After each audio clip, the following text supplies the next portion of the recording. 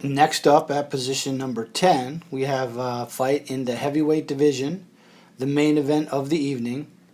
Derrick, the Black Beast Lewis, takes on Mark, Super Samoan Hunt.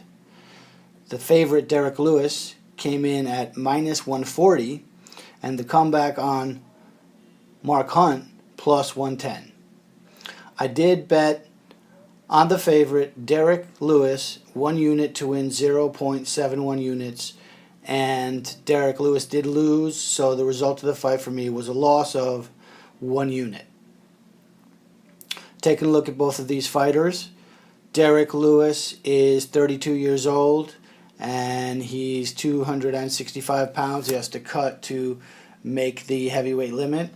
He's on a winning streak of at this point he had been, before the fight, he had won 6 fights in a row against pretty good competition.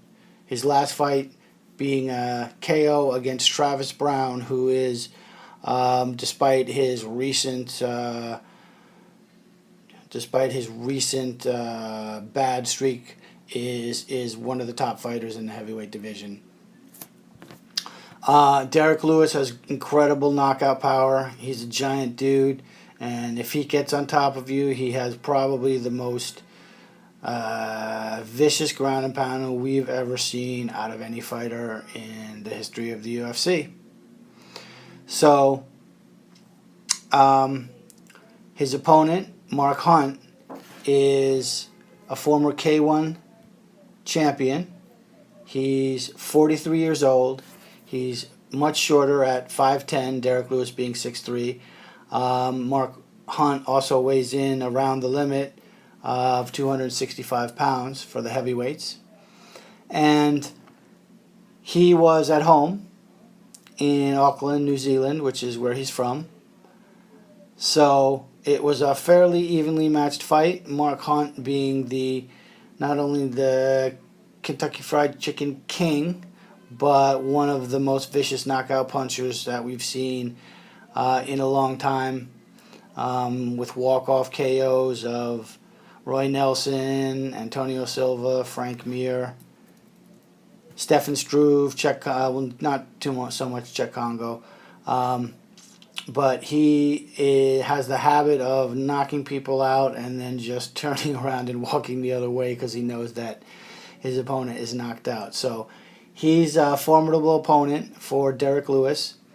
And my reasons for picking Derrick Lewis were that Mark Hunt is 43 years old, Derrick Lewis is only 32, and Mark Hunt had been knocked out in 3 of his last 6 fights, excluding the no contest against Brock Lesnar. So he's definitely, despite being, having an iron chin during the first part of his career, recently has been susceptible to being knocked out, although it's takes a bit to do. So the age advantage for Derrick Lewis, he is 6'3" versus Mark Hunt's 5'10", so he's got a big height advantage. And Mark Hunt has been feuding with the UFC, complaining about fighting only steroid people and losing to them. And he was at home, but possibly could have been a little bit distracted. And I thought that Derrick's height and reach and power would eventually wear Mark Hunt down, and that Derrick Lewis could probably get on top of Mark Hunt and take a page out of Stipe Miocic's book and just pound on him for however long it took, possibly the full 5 rounds, but at some point maybe could get the KO.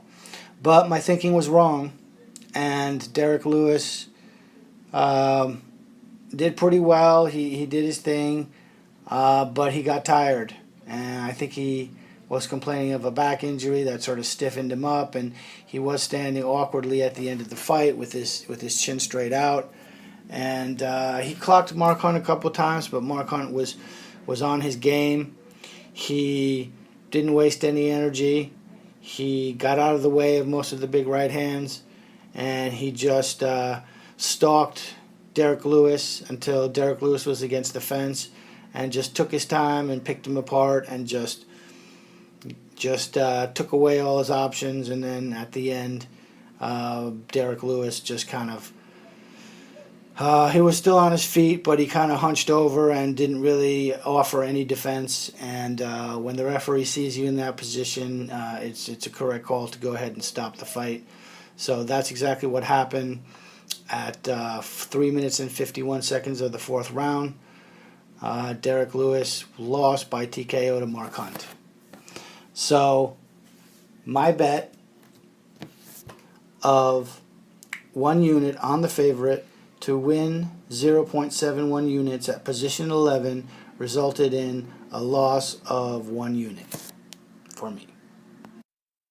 Next up, at position number 9, we have a fight in the flyweight division between John Chicano Moraga and Ashkan Mukhtarian. John Moraga was the favorite at minus 170 with the comeback on Mukhtarian plus 140. I did place a 1 unit bet on the favorite John Moraga to win 0.59 units, and Moraga won, so the fight for me resulted in a profit of 0.59 units. John Moraga has been in the UFC for a while, and he is really an excellent fighter. He has losses, but they're to the cream of the crop. Dodson twice, Demetrius Johnson, Joseph Benavidez, Sergio Pettis, and he also has a loss to Mateus Nicolau. He's an excellent wrestler, and he's a pretty good boxer, and he has an excellent guillotine choke. His opponent, Ashkan Mukhtarian, is from Australia. He's 31 years old, and he was kind of a brawler, and the main reason he's kind of a brawler, and we didn't know much about him, there wasn't a lot of tape on him, but he definitely has power, and he's got 6 TKOs and 6 submission wins and 1 decision win. So he's pretty well rounded, but the real issue here was he had 0 fights in the UFC, and John Moraga has a whole bunch of fights in the UFC. So my reasons for picking John Moraga were that he had a bunch of paths to victory, and his UFC experience would make the difference. Moraga was capable of outboxing Mukhtarian on the feet, winning a 3-round decision that way. He also could take Mukhtarian down and grind on him for 3 rounds.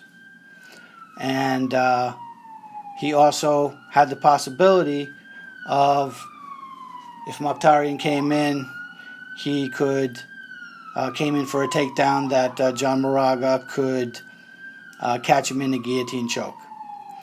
So the way the fight played out was pretty much on the feet, and John Moraga just was a little bit better than Mukhtarian, and he won a decision, a unanimous decision, and he looked okay. He looked like he's got some future in the UFC.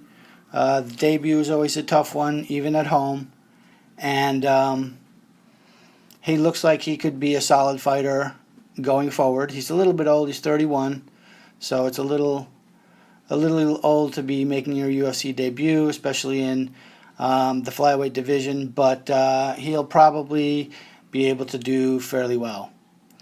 So my bet of 1 unit at position number 9 on the favorite John Moraga to win 0.59 units did result in a profit of 0.59 units.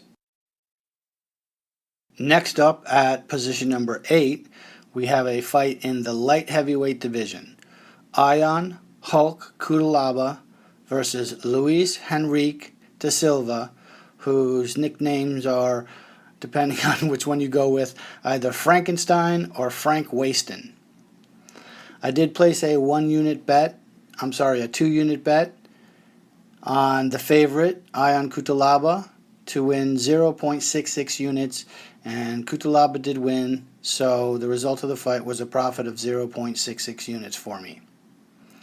Taking a look at these two fighters, Ion Cutelaba is 23 years old, and he's big, and he's strong, and he's fast, and he's super aggressive, and most of the time in the weigh-ins he'll come in with green paint on, painting himself up as the Hulk, and he's shown a lot of improvement. Even though he is just kind of a wild man, you can see that at 23 years old, you know, he is definitely improving his skills, and he's a formidable guy to fight. His opponent, Frankenstein, is a little bit older. He's 28 years old, and he started off in the UFC with the bang, but recently he was on a 2-fight losing streak. My reasons for picking Ion Cutelaba were that he was younger, and that he's just coming in super aggressive, and probably, in my mind, would be able to either hurt De Silva early or keep the pressure on him and eventually take away his cardio and then finish him late. The way the fight played out was even more of the first path to victory for Ion Cutelaba that I expected.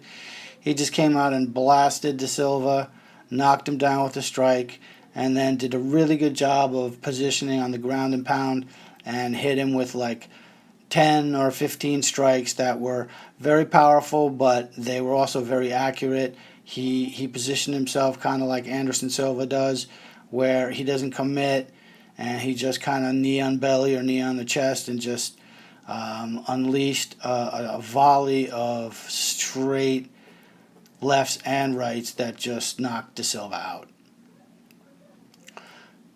So my bet on the favorite at position number 8, Ion Cutelaba, 2 units to win 0.66 units, did result in a profit of 0.66 units.